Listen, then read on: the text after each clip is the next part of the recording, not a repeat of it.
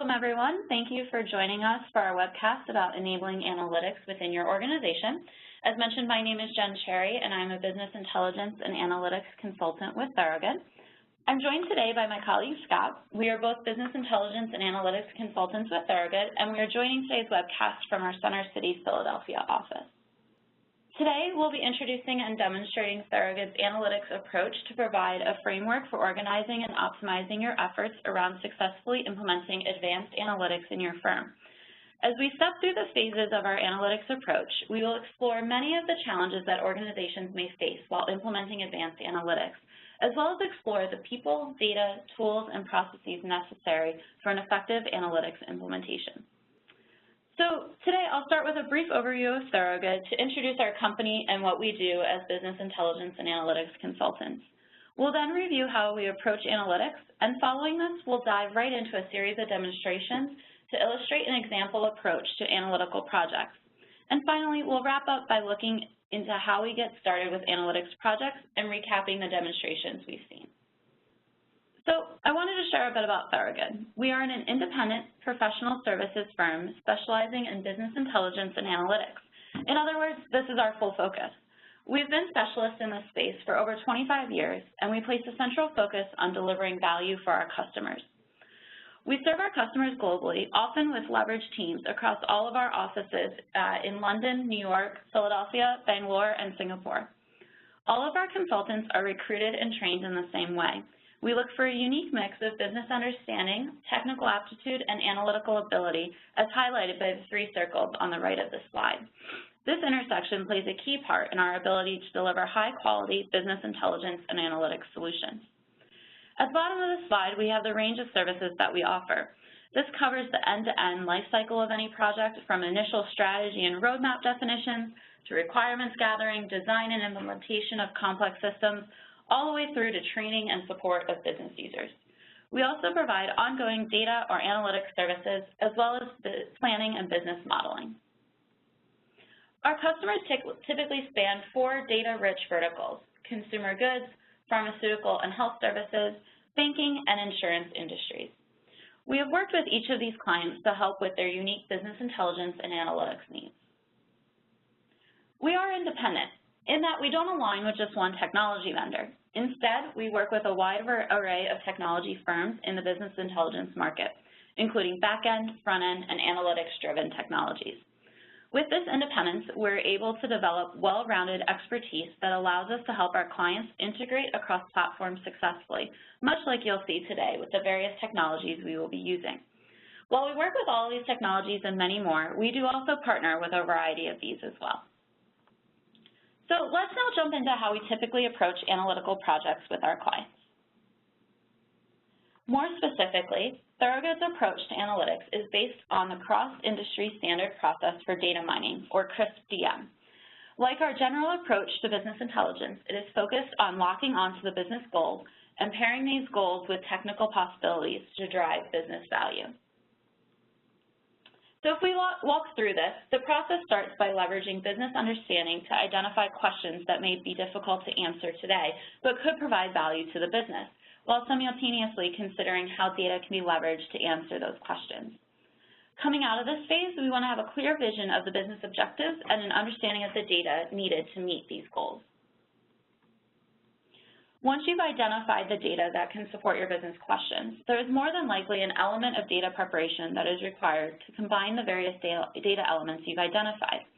Many times during the business and data understanding phase, you will have identified that some of your data will be predefined and already cleaned, whereas other data elements will require some cleansing, such as filtering out unnecessary data.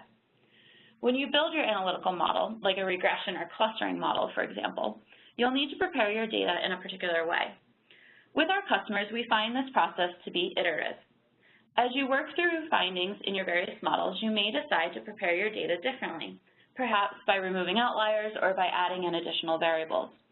As you then begin to evaluate the results of the model, you may determine that you don't, in fact, have all of the right data to perform your analysis, which would lead you back to needing to evaluate your original question or investigate where to get more data. Once you've identified the additional data elements or revised your original question, you'll then continue to follow the cycle through to prepare your data and run your model again for further evaluation. Like many of our customers, you will likely run through this iteration many times until you have something that provides value and it is in a position that is ready to share. It's important here that each step of this iteration you have the right tools to efficiently progress through this approach. After these iterations, you may come up with a model that provides insights you want to share wider or run with some regularity. At this point, you could look to deploy your model for repeated use and analysis within various applications, reports, or operational systems in your business. So today we're going to spend a large portion of the webcast walking through the stages of our analytical approach.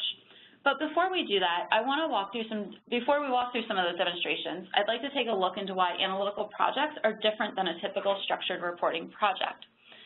There are 4 key areas of consideration that we will refer to throughout today's presentation, and those are the people, data, tools, and processes.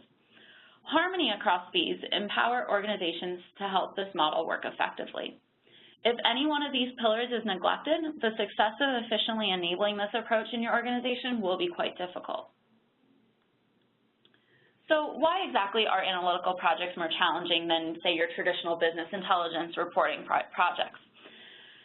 They're different in many ways, from the people they're trying to provide information to the different types of data used and consumed, and the various tools that may be utilized throughout the project.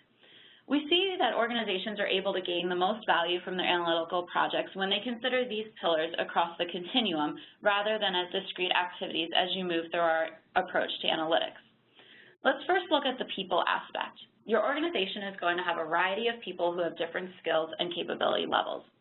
Each of these user bases is going to be looking at different levels of analytics depending on their needs and the questions that they're trying to answer.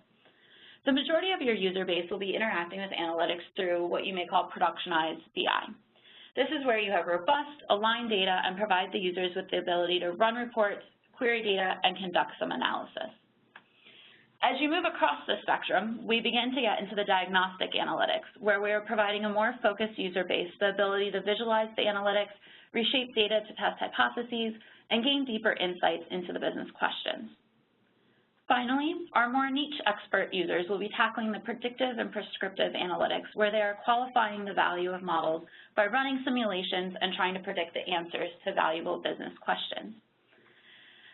As ad hoc analysis surfaces insights, formalizing these perspectives and embedding them back into production BI is moving the broad user base up the analytics curve. And as statisticians and mathematicians find ways to predict and prescribe how organizations should behave, embedding these capabilities back into productionized BI is leveraging their expertise throughout the organization. If we now turn our attention to the tangible data pillar, let's see what sorts of data you may be providing to your users during their analytical journey and how this may be different than your traditional BI projects. This is typically where we see the majority of our clients facing challenges. The majority of your user base will be accessing enterprise data. These are robust, stable data sources that have been through many processes to assure the quality of the data.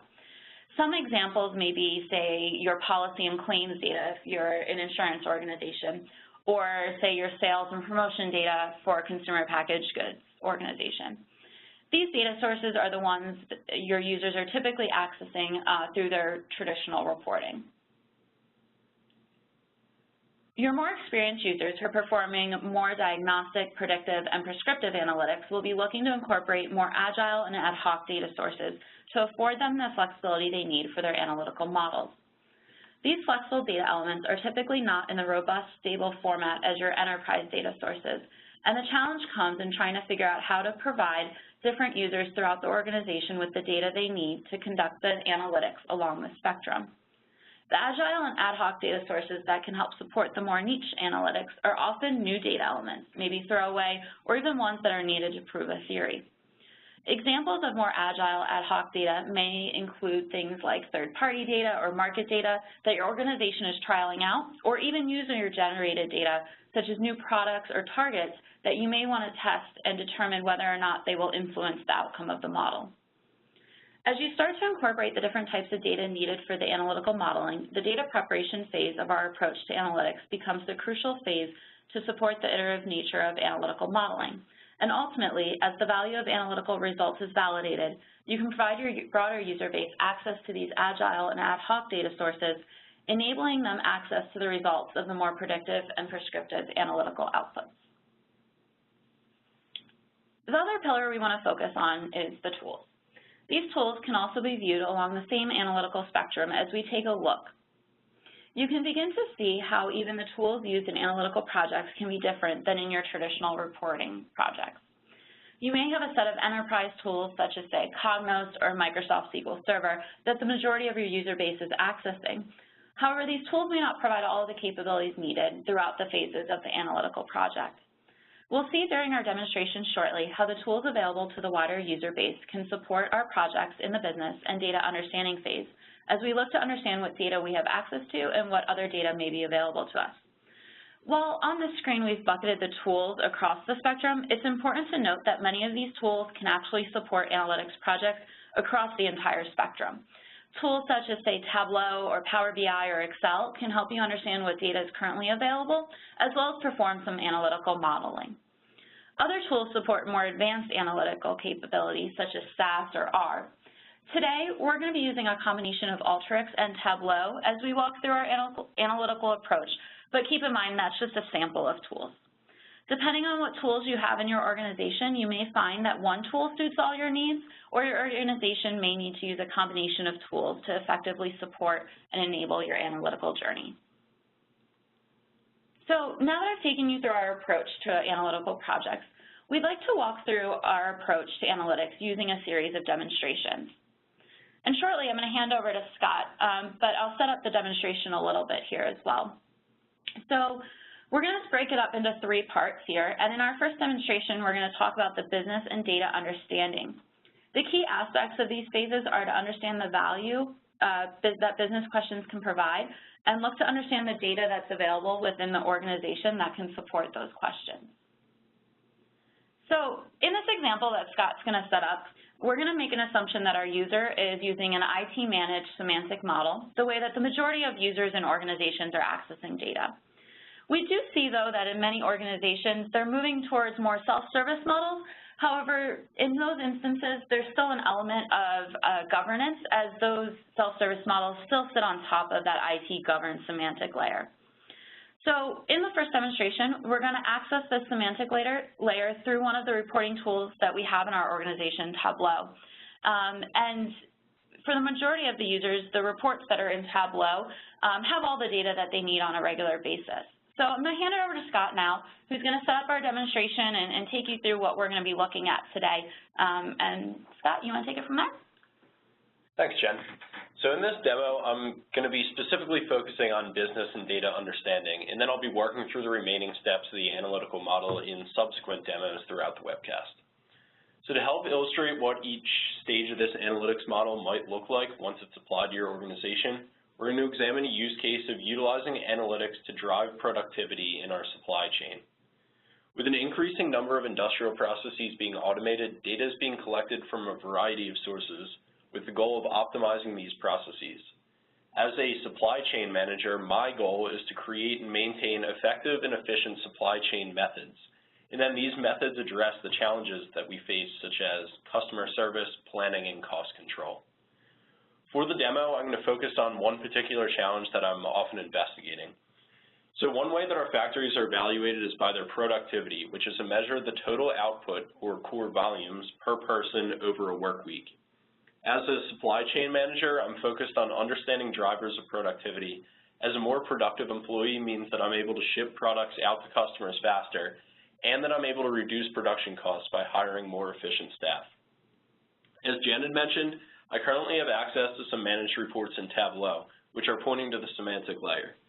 I'm hoping that these dashboards can help me identify areas where my methods or processes at certain factories are lacking, and then see how these areas can be improved. We'll explore the data that I have access to in the managed reports, and then see if that data will help me understand the challenges that I'm facing. And if I can't see all the data that we need to support the questions that we want to gain these valuable insights on, I'll have to start to explore what other data elements might be available to me throughout the organization.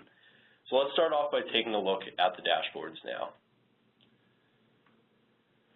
So this dashboard right here is currently published to Tableau Server, which is a part of a suite of Tableau products designed to help visualize data through creative and interactive reports.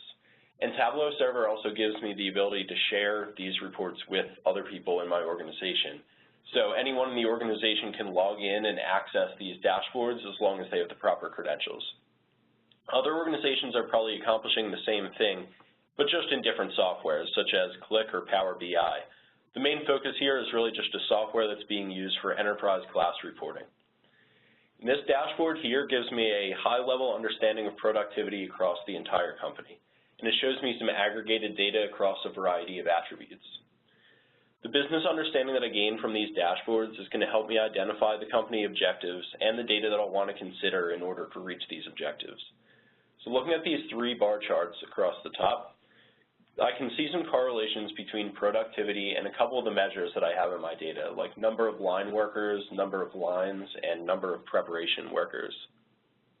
Unfortunately, the data that I see here is at the company level. And what I'd really be interested in seeing is the data at a more granular factory site level, since maybe some of the differences in the number and sizes of the sites would affect the aggregated totals, so I really want to account for this when I'm looking at productivity. And now I'd be interested in seeing if this factory site level data that I'm thinking about is available in this data source. So to do that, I'm going to go up here to the top of my dashboard and click Edit. And that's going to allow me to edit this in Server. And I can go down to the bottom and just open up a blank sheet. And when I have this, I can look over on the left-hand side and take a look at the available dimensions and measures coming from this data source. And it seems like looking at these dimensions and measures, I don't really have all the data that I need to start answering the important questions as far as site-level analysis across probably even some more measures. And although Tableau really gives me a good start as far as peeking into the data and recognizing where these gaps are, it's also allowed me to target some source data that I might want to use for my analytics project. There's a lot of good info that I can find on this dashboard that could help to answer the large majority of important business questions, but the unique nature of analytics projects such as this one might require more detail than what we have access to through the semantic layer. Specifically, I'd want to see all these measures and probably more split out by site rather than aggregated by company. So I'll turn it back over to Jen for some considerations as far as the business and data understanding. Great, thanks, Scott. So as we saw from Scott in that demonstration, we were able to take a look at the data currently available to us in the semantic layer by using Tableau. We've used Tableau in this demonstration today, but as mentioned before, any number of business intelligence tools can support your organization in this phase. Some examples that we've mentioned are Qlik, Power BI, Excel, Cognos. Depending on what your organization has, you'll be able to identify a tool that can support your users in this phase. Scott's investigation showed us that we don't have all of the data we need to really start answering the important questions with site-level analysis across even more measures. So through our conversations with people knowledgeable about what data we have within the organization, we've been able to learn that we have some more granular data with more measures in the underlying data warehouse that are available to us. And we also discovered some data files that would be useful for the productivity analysis, but these don't exist in the data warehouse or semantic layer. So by bringing these data sources together into a central location, you'll set yourself up with the data needed to support the next phases of your analytical project. So before we move on to the next phases, let's review some of the key considerations and challenges that need to be considered in this stage of an analytics project. As we reviewed earlier, having the right combination of people, data, and tools will allow you to efficiently enable analytics within your organization. It's important to keep the foundation of these three pillars in mind throughout any analytics project. A key element is identifying individuals within your organization that have both the key business and technical knowledge. Depending on your users and situation, you may find that this is, say, a single individual or a team of people who can provide these capabilities. In addition to ensuring you have the proper people within your organization, there's an element of identifying what tools are available to users to empower them with the ability to understand what data is available to them outside of the typical track of data in, say, your structured reporting. As we saw Scott discover during the demonstration, we didn't have all of the data elements available to us in the semantic layer that we identified we would need for our analytical modeling. Something we see a lot with our clients is that they're implementing a simple data catalog that then enables their users to have the ability to easily identify those additional data elements and determine how to access them. Probably the most important aspect of this stage is making sure that we have the proper data to support answering our business questions so that we can ensure we're providing valuable insights to help us continue down the spectrum of analytics so that our organization can ultimately make decisions based off the results of our analytical models. One of the biggest challenges with those analytical models and results is ensuring that there is value in the questions being asked and then being able to quantify or demonstrate that value to the wider organization. So how are you going to get buy-in for the analytical process? Another consideration is how do you determine as an organization which analytics projects you want to engage in. It is critical that these projects are streamlined, as we know that there is an element of trial and error and that not every analytical investigation is going to provide the necessary value to an organization. You may want to consider how in your organization it would be best set up to enable these projects to get started. A couple of examples that may work for you could be that the business has identified a problem and they bring that to, say, a steering committee to assess the value that question could provide. Or another example is maybe you let your data scientists explore the data and try to identify something that could be of value, and then they share it with the business to actually assess that value. Regardless of the approach taken within your organization, though, it's important that you're putting the tools and capability in place to aid in efficient analytical capability to help achieve your overall strategies. So we're going to jump into our second demonstration now, and in this we're going to look at how we can prepare our data, model it, and iterate through that process. Often we see with our clients that a lot of time is spent in the data preparation stage, but by ensuring that you have gathered a foundation in the business and data understanding, you will help reduce time spent on things like locating data or even preparing data that doesn't end up getting used. So during the second phase, we're looking to bring our various data elements that are sitting in our sandbox or data lake together into a usable format for our analytical modeling needs. As mentioned before, we see that this is typically the most challenging and time-consuming aspect of analytical projects for our clients. As we saw leaving our last demonstration, we were able to explore our data with Tableau and identify that we didn't have all the data we needed to support the analysis of the productivity drivers available to us. We were able to identify some additional flat files that we want to include in our analysis, and so we'll need to do some data preparation so that we can have a decent data set to pass into our analytical models. During this data preparation stage, you may find that you need to perform a series of steps such as eliminating outliers, removing zero records, grouping the data at various granularities, or possibly even combining your fact data. This may be a bit of an iterative process as you prep some data, run your analytical model to evaluate it, and determine if you have a reasonable data set to work with.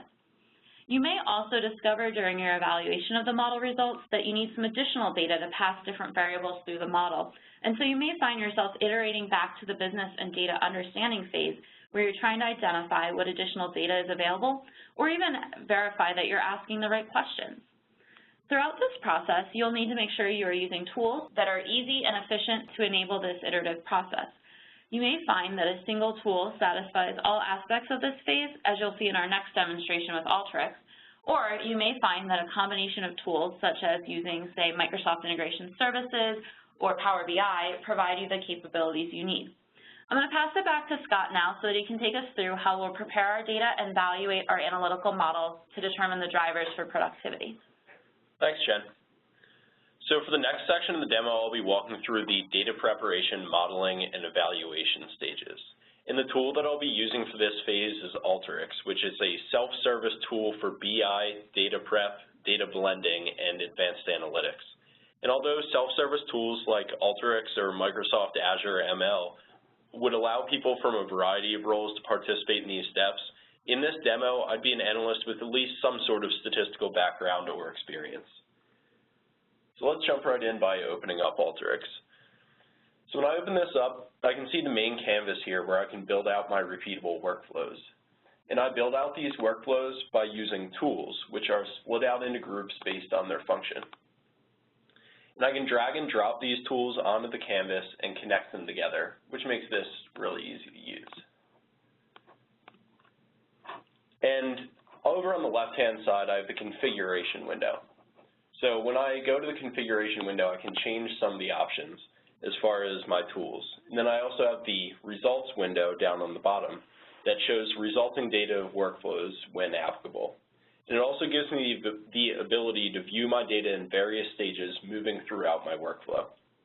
So it's really easy to bring in data. This is the input data tool that I dropped on here. So you can look through and see that there's a ton of different connections that are already set up. But for the sake of time, I'm going to jump ahead to this workflow where I've already set up my connection. So I have the factory productivity data that I used in the Tableau server reports coming from a data sandbox that was set up. And I also have a variety of CSVs, some flat files that contain more detailed data as far as factory conditions and outputs down to the site level, and they're split out by month. So I have all my target data loaded in here, and I want to start concatenating my flat files into a single table. So to do that, I'm going to drag on the union tool, and it's really easy to just connect the outputs of the input data tool into this union tool, and they're concatenated into a single table. Next, I would want to use this join tool here and bring that on, and I can take the union of my CSVs and connect it to my sandbox data. And I want to join it on site ID since I want this down in the site level, and since I already have site ID coming from my sandbox, I don't need it for my CSVs. Now that I have all my data connected together, I want to continue with prepping the data itself for modeling. Now, I remember from the data understanding phase that I have some issues with nulls throughout my data, and I also have some capitalization issues. Now, I know that R, which is the underlying statistical language used by Alteryx, is case sensitive, so I definitely want to take care of these capitals. So I can do this by dragging on the data cleansing tool, which already takes care of my nulls, and I'm going to go ahead and modify the case of all the text to uppercase. That way I don't have to worry about inconsistent capitalization. Another thing that I learned during data prep is that company 3 has some pretty unreliable data, and I would definitely want to filter this data out. So to do that, I would drag on this filter tool. So company 3 hasn't yet fully implemented the new reporting software that we put in place across our companies to start tracking this more detailed data about the sites that I'm looking for. So I'm going to go ahead in this filter tool, select company as my filter field, does not equal, and then just filter out company 3. And now I don't really have to worry about this unreliable data possibly influencing my analytics project. Lastly, I'm going to drag on the browse tool here and connect it to the output of my filter, and I can run the workflow, and I can see the results as far as my data down here. So just quickly scrolling through, there aren't really any glaring issues with the data. So I'm probably ready to start moving into the modeling phase. Now, I remember from the business and data understanding phase that there were some correlations in the data. And coupling that with the fact that we're really looking to quantify the effect of our observed variables on some dependent variable leads us to using regression. And if we think back to the equation that we used to calculate productivity, we define productivity as a function of core volumes, line workers, and working days. Now, we can actually control line workers and working days. So what we really should be looking at is how we can increase our core volumes while controlling for these two other variables. So to accomplish this, we want to use core volumes as the dependent variable and regress it on all of our other available variables. So I can go to this predictive tab and drag on linear regression. Now when I click on regression, I want to select core volumes as my target variable. But notice when I go to select that target variable, nothing shows up. And the reason for that is that it looks for a numeric variable as the target variable. But the data that's being read in through these CSVs is read in as strings by default. So it seems like I need to iterate back through my data preparation phase. So what I'm going to do here is go to preparation, and I can use this select tool to drag on and just drop it in the middle of a workflow that I've already created, and I can just go through and start adjusting my data types. Now, for the sake of time, I'm going to jump ahead to a workflow where I already have this data type changing built out. And I could actually do this in the join tool, but I figured I might as well not start manipulating my data until I've figured out or filtered out the data that I know I don't want to use. Now, it's important to note that for a full-scale analytics project, this is actually going to involve probably dozens of iterations between data prep and modeling. So this is a process that should really be a major focus when you're trying to make the analytics cycle more efficient and streamlined. So again, now that I have my data prepared correctly for linear regression, I want to drag that regression on. I'm going to drag a browse tool to the report, set core volumes as my target variable, and I want to regress it on all of the other variables with the exception of site ID, which is just a key field, core volumes, since that's my target variable, and productivity, since productivity is really just a function of core volumes, line workers, and working days. And now I can run my workflow. And as the workflow, or after the workflow finishes running, I can click on this browse tool, and that gives me some insights into the results of my workflow. So I'm looking at this report, and this can help me gain some insights into the regression that we ran. We have some coefficient estimates, some standard errors of these estimates, and then some calculations around the significance level of these estimates. And depending on the significance level that I want to use, there are definitely some variables that I want to exclude from the model. For example, if I'm looking at number of QA machines, I can see that it has a really high p-value, which means that it's really not statistically significant as a part of my regression formula. So what I want to go back in and do is click on this linear regression tool, and I can scroll down to number of QA machines, and I can uncheck that. And I also want to uncheck working days, since working days is actually just a function of the month, which is also included in the regression. So it's really great to have a flexible tool like Alteryx, which allows me to do this iterative process of modeling and evaluating. And it allows me to evaluate my model and then quickly adapt my model to the results based on what I found during the evaluation. And this really helps me to streamline the analytical process. So now that I've rerun my model, I can open up the results again, and I can look down at the adjusted R-squared value and see that I'm already improving my model. But I really want to continue iterating between this model and evaluation until I get a model that I'm really happy with. And the most important thing about this step is that it's really valuable to keep those with data and business knowledge involved in the evaluation process to ensure that the model of core volumes that I've created makes sense from a business and data perspective, as well as just being statistically valid. So now I'll turn it back over to Jen. Great. Thanks, Scott. So as we saw in that demonstration, we were able to use the identified data for the linear regression to better understand the drivers of productivity. In order to get that data into a form that it could be passed into the linear regression, though, Scott used the knowledge he gained during the business and data understanding phase to clean the data so that he could hopefully produce more valuable insights. When we were exploring the data available to him, he was able to realize that one of the companies didn't have reliable data, and there were inconsistencies in the formatting of the data, which could cause problems. By taking care of these issues during the data prep stage, he was able to avoid any poor quality data influence the model results.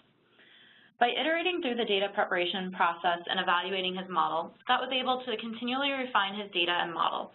And we saw an iteration on the model when Scott identified a couple of variables that weren't influencing the productivity very well, and were able to remove those easily without recreating everything. This is where it's important that you have the right people involved.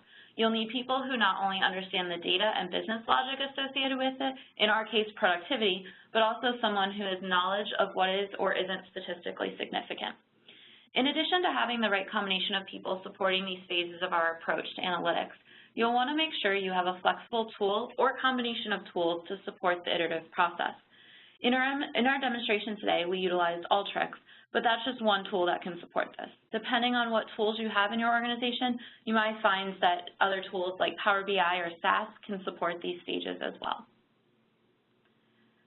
So looking at a couple of key takeaways from the data prep, modeling, and evaluation phase. One is being able to successfully and efficiently iterate through not only the data prep, but also iterate back around to verifying the business questions are the right ones to be investigating, and that you have the right data elements is a critical aspect to any analytical project.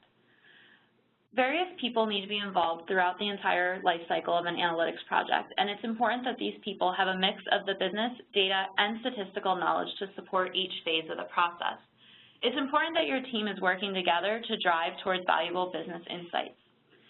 A key element in driving towards those valuable business insights is ensuring your analytics teams have access to a flexible set of tools and environments that will allow them the flexibility they need to prepare the data in a way that supports the analytical models.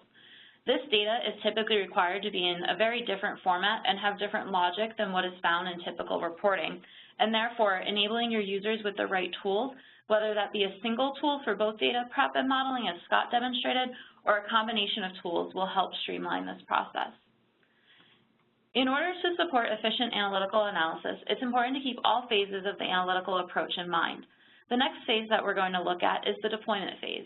During the data preparation and modeling, it's valuable to document the steps taken to prepare the data and the analytical modeling that occurred so that when it comes time to incorporate this into the wider organization through the more governed enterprise path that we discussed earlier, there's a clear process already outlined to reduce the time and overhead required to make these valuable business insights available to the wider organization. So in our final demonstration, we'll take a look at considerations for deployment. This is the point in the process where you determine how to best incorporate those results into the wider organization. So thus far in our use case, we have identified the factors that are most influential to our core volumes and thus productivity, such as characteristics of the factory environment. Scott has shown that we've been able to confirm there is value in our model, so we want to be able to share this with managers of specific sites to have them review it and see if the model will help them focus in on areas to improve. One quick way to share our model would be to simply have our target audience take a look at the automatically generated report that Alteryx creates from the regression results. But since our analytics project is focused on giving benefits to the business users, not just those who are familiar with regression results, we may want to consider other means of sharing the model. Alteryx has a variety of different tools to output the data and deploy it to different business intelligence reporting tools, such as Qlik, Power BI, and Tableau. Today, we'll demonstrate how you can deploy the results of your linear regression to a Tableau workbook. Scott, do you want to take us through that? Sure, Jen. So for this final demo, I'll be focusing on deployment. And jumping back into our Alteryx workflow, I finally feel like we have a model that's gotten through the evaluation phase, and I really want to share this with others. So unfortunately, as I showed before, the regression results come up in a report, and that's really good information, but it's hard to just go into this report and share this around with other people. And it's even harder to make sure that those without a statistical background fully understand the implications of the report. So what I really want to do is create an interesting visualization that can help share the valuable insights that we gain from this project across the business. And the first thing I need to do is get the data in a format that can be used for visualizations.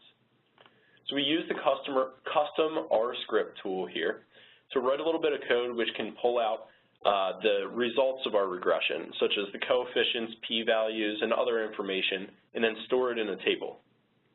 And I've also dragged on the output data tool here, which will output my data as a Tableau data extract, which will then save locally to my machine, all by running the workflow.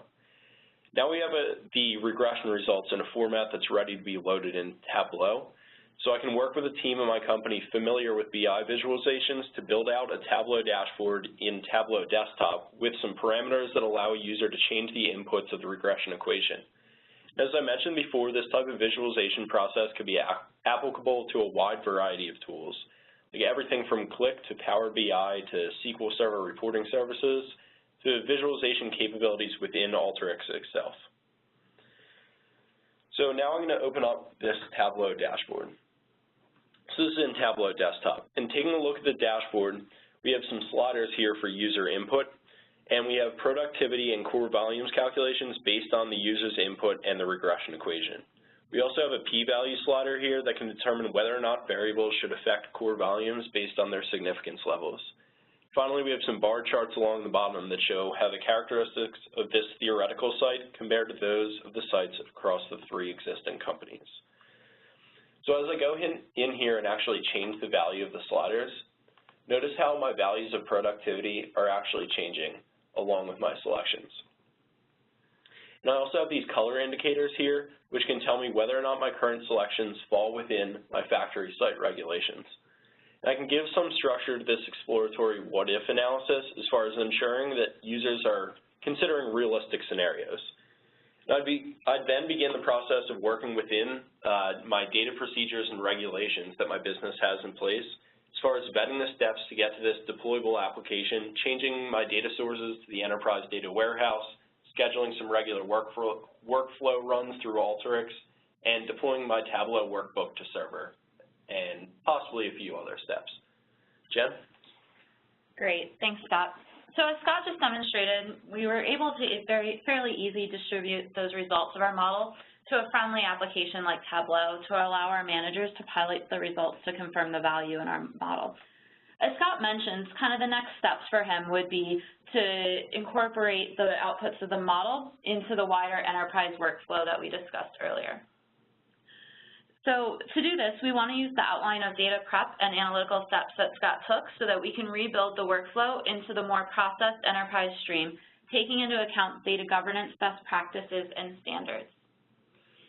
So by incorporating that data prep and analytical processes into the enterprise workflow, the model and its outputs can be incorporated with the traditional data used in the managed reports through the data warehouse and semantic layers, and even be incorporated into the managed reports, providing the wider organization the value of the analytical insights and leveraging the expertise of your more niche user base, as we saw at the beginning of today's webcast along our analytical spectrum. So there are some key takeaways that I want to discuss just before we look to wrap up today's webcast. The question asked in the deployment phase is, how do you make the results available to a wider audience? As discussed through the demonstration and in our previous diagram, we saw two approaches, but there are, of course, other ways you can approach this. Regardless of the approach you take, the important thing is in this phase are being able to understand and explain what's happening to your wider user base. You may often hear the phrase, it's a black box, who knows what's going on in there? It's important that throughout the phases we've discussed, there's an outline and understanding of what steps were taken so that you can recreate them if you make the decision to incorporate the model into the enterprise workstream and be able to explain that to the wider organization. As an organization, you'll want to make sure you have an efficient process or multiple processes to be able to get the models out to the organization. The question is always around the value the model is providing. You may decide to run a pilot program to help determine if the model has value, or you may decide that you're able to immediately roll out the model to the entire organization. Either way, as you begin to share these models within the organization, you're providing valuable business insights throughout the organization to drive better business decisions. Once you have determined it's appropriate to share the model with the wider organization and you've incorporated the results of the model into the broader enterprise workflow, it's important to focus on providing knowledge and empower users with the model to help build trust and show the value that the model can provide when they use the results to influence their decision-making process. Being able to educate the broader user base into what is happening in that, quote, black box will go a long way towards the organization gaining trust in the model and recognizing the business value. So I recognize we're a little over time here. Hopefully you don't mind hanging on a little bit longer as we just look to recap what we've gone over in today's webcast. So we hope that through today's webcast, you've been able to see how our approach to analytics projects can help you organize and optimize your efforts around successfully implementing advanced analytics in your organization to enable you to produce more business-focused insights. We've talked through our approach to analytics projects by utilizing the cross-industry standard process for data mining, and we've talked through the various aspects of people, data, and tools that you need to keep in mind as you go through each of these phases to successfully and efficiently enable analytics within your organization. At the foundation of our analytical approach are those people, data, and tools, and the key takeaway to remember is that it's important to have the right mix of these three elements to ensure you have a well-balanced approach. Encompassing these three pillars are processes which help to streamline projects and provide valuable business insights to the wider organization as a more efficient manner. And finally, we have to consider the tools available to our organization and how those tools can support the different phases of an analytical process. As we wrap up today, we thought it was worth noting some of the common obstacles we see our customers facing, along with some potential solutions to these challenges. As an example, you may be struggling to identify business questions or goals that would add value to your business. In this case, we would recommend conducting a visioning session with key members of the business to identify and prioritize their business goals and brainstorm analytics opportunities. We found that doing sessions like this with our clients help everyone involved come together and log on to those key business initiatives. You may find that data preparation is taking all of your time and not leaving you with any time to perform analysis. We have helped customers with this challenge to conduct a tool selection process to evaluate how well the current tools are addressing their needs so that business insights can be maximized. Another common obstacle we see is that untangling these complex models makes deployment at any time a time-consuming challenge. In this case, we'll work with customers to establish a strategy for analytics that focuses on identifying proper ownership and best practices for building effective analytical models. Finally, one that we've been seeing more and more recently is organizations not having people with the proper skills to cover all aspects of an analytical project. We would recommend a user training program to bring together expertise to help develop a business-focused and data-savvy analytics practice. At Thorogood, we approach all of our projects in the way of balancing business goals and value with technical possibilities in order to achieve maximum potential for our clients. We help our customers with everything from implementations of individual solutions to how to get started with a tool to developing enterprise-wide business intelligence and analytics strategies and roadmaps, as well as many services in between. If any of these particular challenges we've discussed today resonate with you and you'd like to discuss them in more detail, please don't hesitate to reach out via the chat pane now or to Scott or I following the webcast. So Scott and I would like to thank you again for attending our webcast today on enabling analytics within your organization. And our contact information is listed here, so please feel free to reach out if you have any questions, and we'll be sure to follow up with you. And if there are any questions from today, we'll follow up via email afterward. Thanks again for staying on a little bit longer than normal, and have a great day.